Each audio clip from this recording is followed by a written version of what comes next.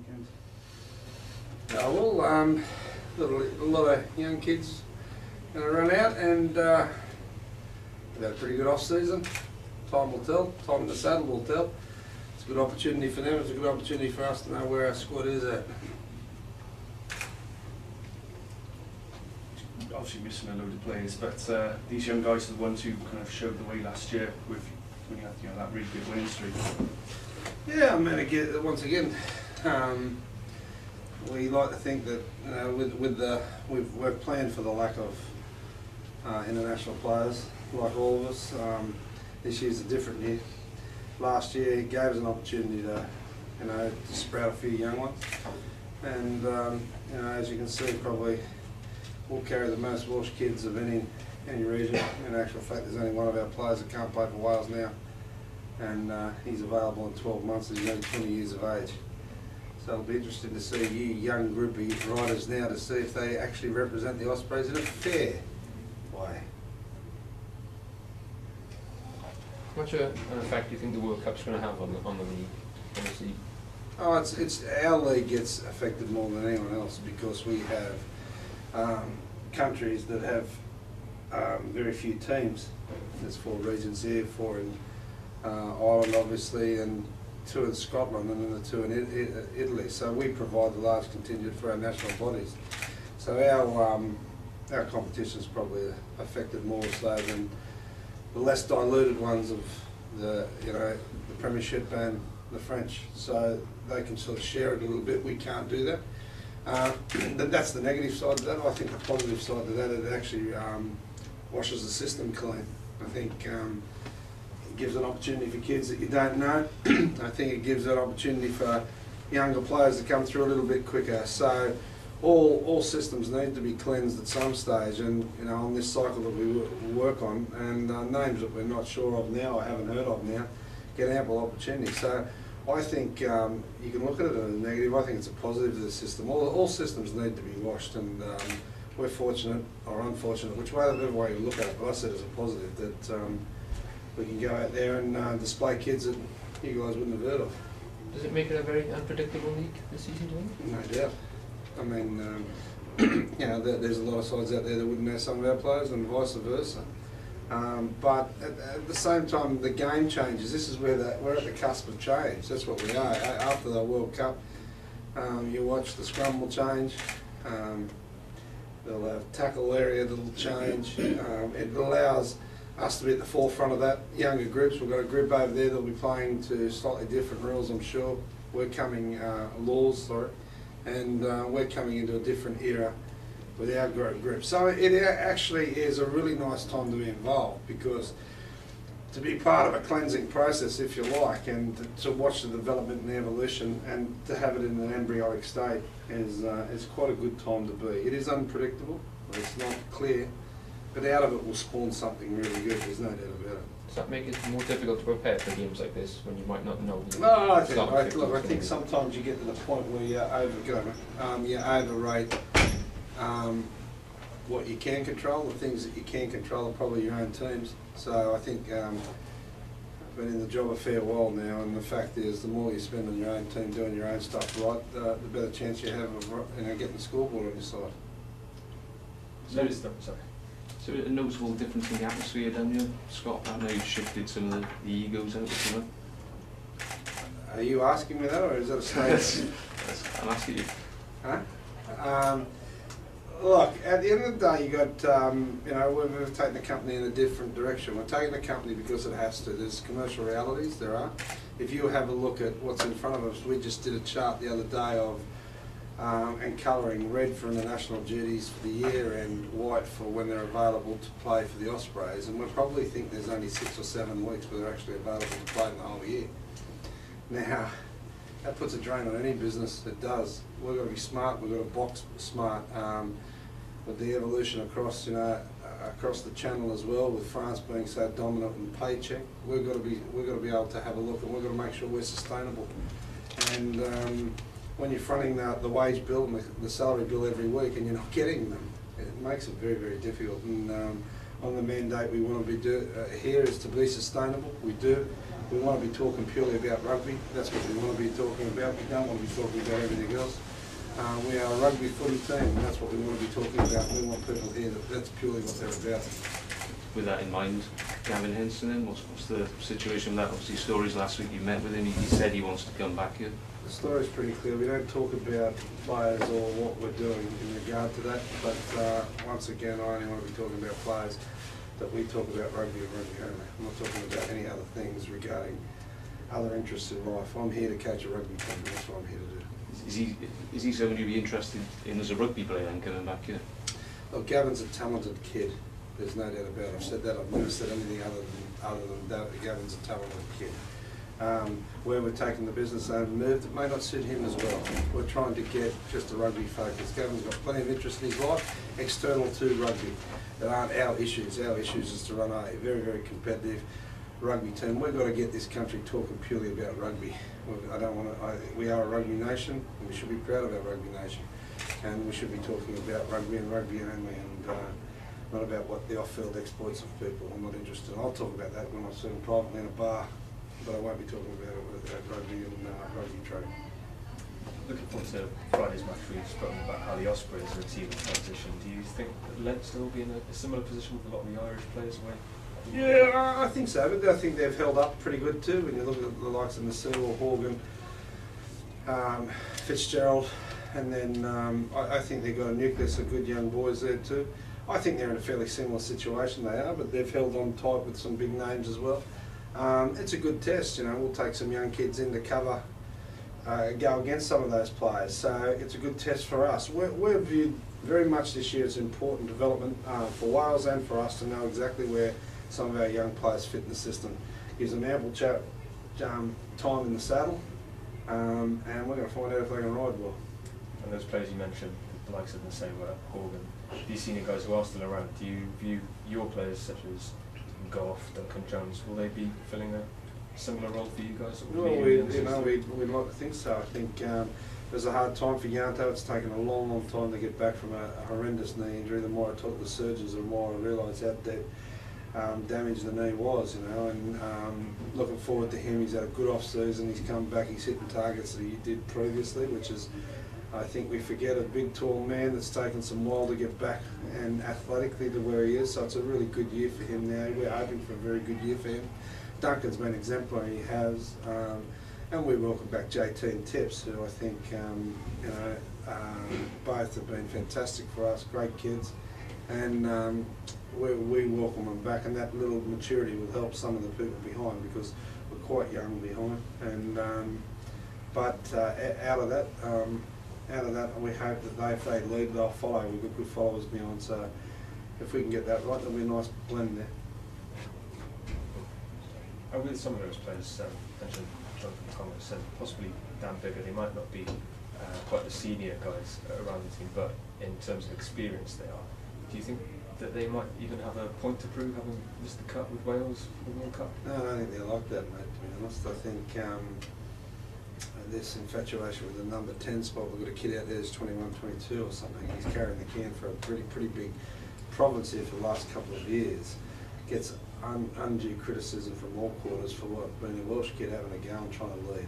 Jesus, that's a crime that I'd put my hand up and say and be proud of, wouldn't you? But unfortunately, it gives him a time in the saddle again. I don't think they worry about that. I'm trying not to get them to worry about it. I think that you can't control decisions that are not controlled by yourself. Someone else's decision, and selection is such an arbitrary thing anyway, so it's you know, it's not how people see a game, it's how people see a game, so it's not even a quiver. You can't control it. They're both great lads. We're privileged to have them, and hopefully they can display their wares. They just, like all footy players, just want to go out there and play footy the best they can. So if they're playing pretty good footy, we're pretty happy. Given that arguably the most successful period of last season was during the Six Nations, is this World Cup actually an opportunity for you to set the mood, set the tone, set the atmosphere, set the approach? Oh mate, I spoke about it earlier. I think it goes along. It's not just about setting the period, it's setting the direction of the company, really. I think when you have a look at, I said before, we had a sheet out and coloured it red when players were available for Wales, or expected to be for Wales, and white when they weren't. And when you have a look at it and you put it up on the board, you think, hold on a minute, We're going to get them very, very little at all. It is. And I was just speaking before about cleansing the system. We need a rebirthing of the game here a little bit. Certain, you know, there are commercial demands placed upon us now. With the lack of clarity from above, whether they have to stay here or have to go, we have to get this sustainable. We do. We can't be fitting all the wage bill and not having the players. We can't do that. We can't compete. So we've got to make sure that we've got a good youth. And if you have a look out there, like I said, there's only one player that we're playing on Saturday that won't be Welsh qualified right now, and he's a 20-year-old kid that will be next year. So it'll be interesting to see what you guys pin us on us now. Whether they're all not black hair and blue eyes or something. Is that the next one? Bill? Well, people like to see you being successful. That's what we're trying to pin on you. What's that? People would like to pin on you being successful, and that's is trying to find a way in which you're going to do that. And last year, during that Six Nations period, you seem to have found a formula. No, yeah, look, I think you got to be fair there too, because it's got to be fair with the international boys. Yeah, we found a formula too in a period of which there was equality across the board. Over the last, last year, for example, the world changed on us once again. We were playing games when we weren't before. That's what's occurring. Test matches were being played, and our competition was going ahead.